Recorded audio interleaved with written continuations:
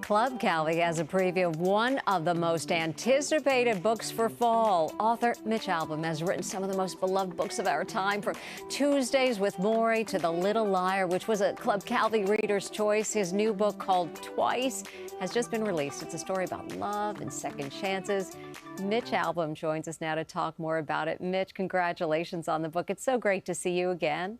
Thank you. It's nice to see you again, too. All right. I read it front to back. I couldn't put it down. I was just so touched by this story. It's just the magic of your books is that all is not what it seems. And in Twice, the main character, Alfie, has this power to tap his way into a do-over.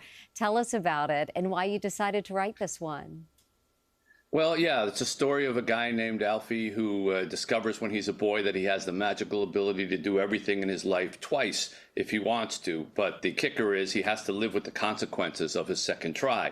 So whatever happens the second time, he can't go back to the first. He doesn't get a third.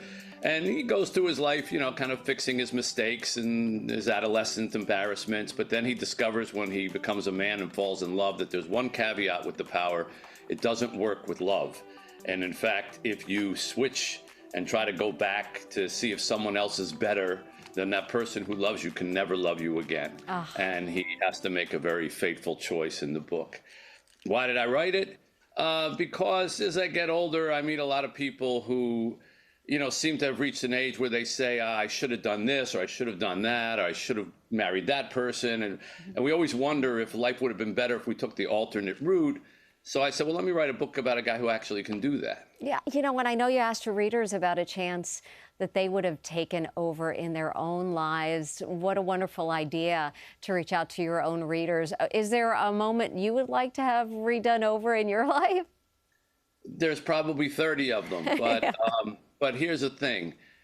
If you ask me, could I get to do them over again with all the knowledge I have now? Sure. But if you said, you get to do them over again, but you don't learn any of the lessons that you learned from making the mistake the first time, I'd say no, because every mistake that I've made, every false move or everything that I didn't think worked out taught me to do something else that has led me to where I am. So I sort of accept it as part of a big tapestry, and that's why the book is a fantasy rather than a nonfiction book. But that's such a great thought, really, that we all learn and grow from our mistakes. And in this book, Alfie has written about his life to a person he calls the boss. And yeah. I think that was one of the strings that kind of kept me through, like, who is the boss? But he seems to be seeking forgiveness throughout this. Yeah, I think all my books, probably from Tuesdays with Morrie, 5 People We Meet in Heaven, the character at some point is seeking forgiveness for something or seeking redemption. I don't know if that's part of my personality or just because I think everybody does.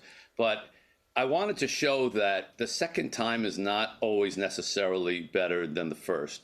And particularly with love, we all think that we all want the new car smell, like there's nothing like a new relationship. But love takes a lot of forms. There's the ignition of the flame, and there's the keeping the flame going. And, you can't last on the ignition. You can't last on the new car smell. And so I wanted to try to show what happens if you do that. And Alfie needs to be forgiven for that before the book is over. Throughout your books, love is always a factor. But in this story, I felt like it was like a little bit more of a romance than normally that you write about. Was this the first true love story that you've written, or romance, would you say? Yeah. I mean, you're right. I've had love stories in all of my books as a backstory. But this is the first one that really, like, love, romance is the focus, which is okay. I mean, I've had books that focused on the truth, books that focused on belief, books that focused on forgiving. So why not a book that focuses on love? It's universal, and it's also kind of a Valentine to my wife, who is sort of she's the embodiment of the female character, Gianna, in this book, who is everything that Alfie isn't, and he has to come to realize that. So it was a little bit of a Valentine, as I say to her, and she seemed to like it when I read it to her. Oh, what a beautiful tribute, and so good to talk to you, Mitch. Congratulations on the book. I hear it's coming to a screen near us someday soon. Yeah, they already made a movie deal for it, which is unusual. It hadn't even come out yet, and they did that, but we'll see. I just handle the book part.